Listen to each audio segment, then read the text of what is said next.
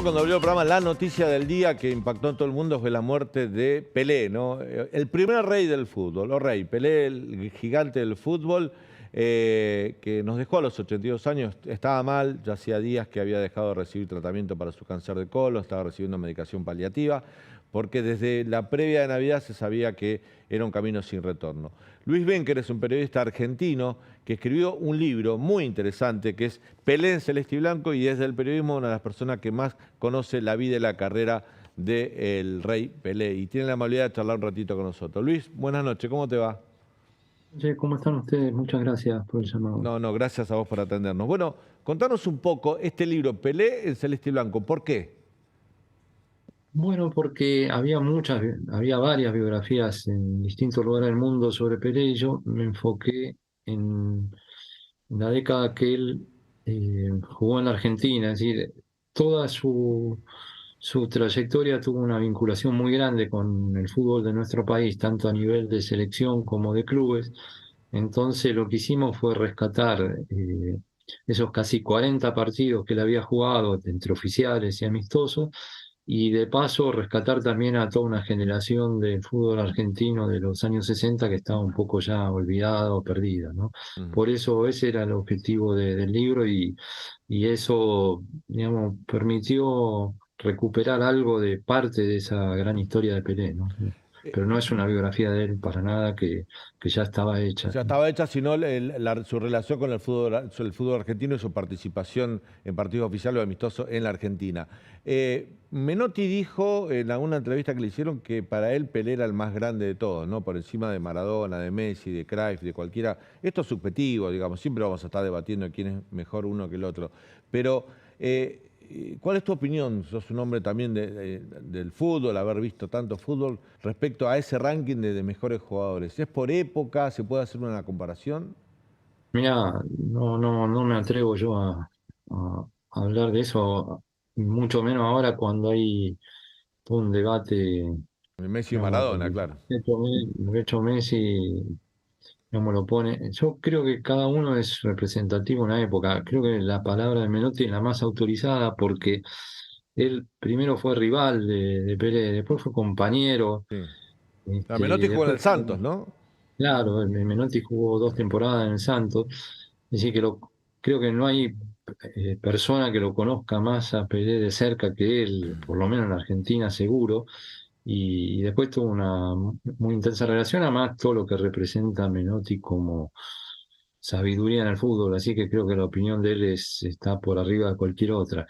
En el caso mío, mucho más modesto. Yo creo que cada uno es representativo de una época y creo que Pelé fue excepcional para lo suyo. Después Maradona tuvo otro periodo y lo de Messi ahora es también estratosférico, pero han cambiado tanto las cosas en términos comercial y organizativo, físico, sobre todo toda la estructura que rodea el fútbol, que es incomparable una época con la otra. No hay récord como el de las 3 Copas Mundiales de Pelé que hoy parecen insuperables, pero bueno, hay otros récords que ha hecho Messi que son increíbles.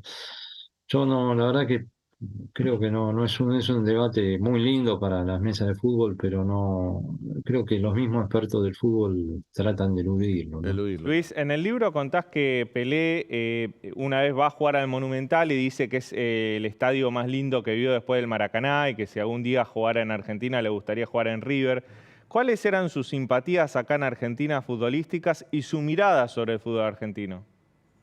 Mira, en cuanto a las simpatías por los equipos, hay que tomarlo con pinza porque era muy hábil en las relaciones públicas y trataba de quedar bien con todos los clubes grandes. Él, por ejemplo, él habló que tenía simpatía con Racing porque su madre, creo que se llama Celeste, y por los colores de Racing.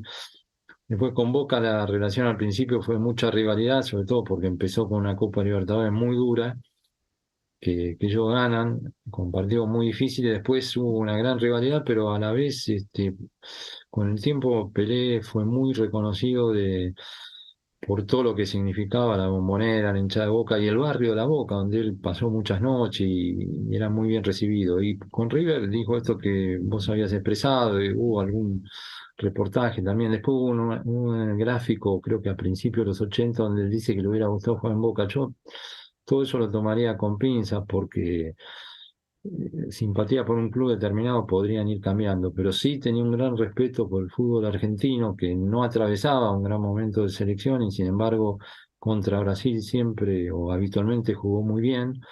Eran rivales muy duros para Pelé, tanto a nivel de selección, como te decía, y como de clubes, ¿no? Fueron siempre partidos muy difíciles. Él tenía un gran respeto por el fútbol argentino, siendo él el mejor jugador del mundo cuando Brasil había alcanzado la categoría de potencia en el fútbol y Argentina no la tenía. Sí a nivel de clubes, pero no de selección, ¿no? Luis, Pelé jugaba en una época donde había mucha violencia dentro de la cancha de fútbol, ¿no? Uno recuerda o habrá visto videos del estudiante de los 60. Se pegaba más que ahora, estaba permitido, digamos, el reglamento era más laxo y a los habilidosos se les pegaba más. Y Menotti, en la misma referencia que hace a Pelé, dice, ojo que Pelé era muy guapo. O sea, si le pegabas te la tenías que bancar también.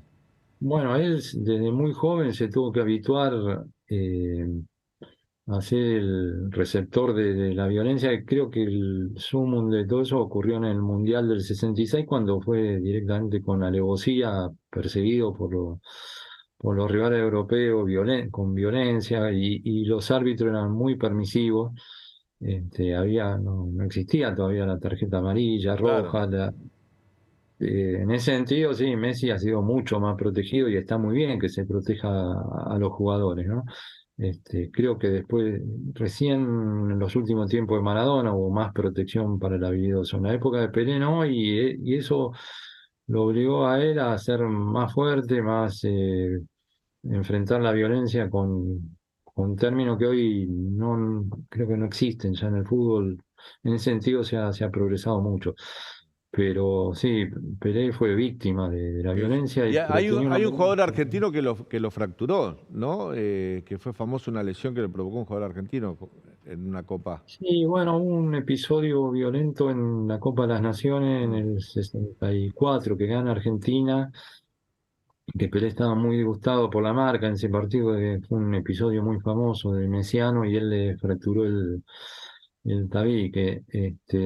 A veces, bueno, se descontrolaba, y ya te digo, ese tipo de violencia, sobre todo en la Copa Libertadores, este, o en algunos partidos de selecciones, pero más que todo a nivel de Libertadores en la década del 60 fue tremenda. Y esto empezó ya, te diría, cuando él vino por primera vez acá en el 59, en el Sudamericano, el partido Uruguay-Brasil fue una batalla, Mm.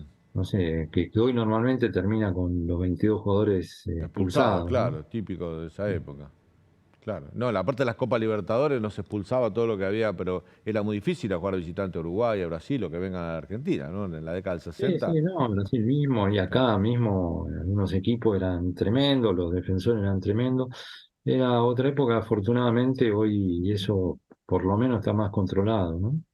Luis, te agradecemos mucho este contacto. Queríamos recordar un poco al Rey Pelé con alguien que por lo menos se dedicó, como vos, profesionalmente a estudiar parte de su vida y su relación con el fútbol argentino. Bueno, muchas Gracias, ¿eh? gracias, un placer No, compartir con gracias, usted. gracias por este contacto.